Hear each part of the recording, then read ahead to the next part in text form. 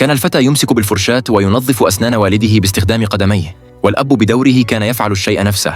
الأب يستطيع أن يأكل طبقاً من الأرز، لكن ابنه قادر على أكل طبق أكبر منه بكثير. وبعد انتهائهما من الطعام يأخذان قسطاً من الراحة وينامان، وفي أحلامهما يلعبان الكونغ فو وهما نائمين. وفي أول يوم للولد في المدرسة قابل مدرباً رياضياً ذا مظهر قوي للغاية. دخل الولد في تحد مع المدرب في أداء التمارين. كان المدرب يؤدي تمرينات الضغط وهو مستلق على الأرض، أما الفتى فكان يؤديها واقفاً على ذراعه. أصيب المدرب بالدهشة من قوة الولد الهائلة. بعد ذلك بدأ الاثنان في رفع الأثقال سوياً. أحضر المدرب قضيباً حديدياً ورفعه بسهولة، لكن في تلك اللحظة أمسك الولد بالمدرب نفسه ورفعه هو والقضيب الحديدي الذي كان يحمله. عندها ابتهج جميع الطلاب بزميلهم وصفقوا له بحرارة. ثم أحضر المعلم رمحاً ورماه فأصاب نسراً وأسقطه.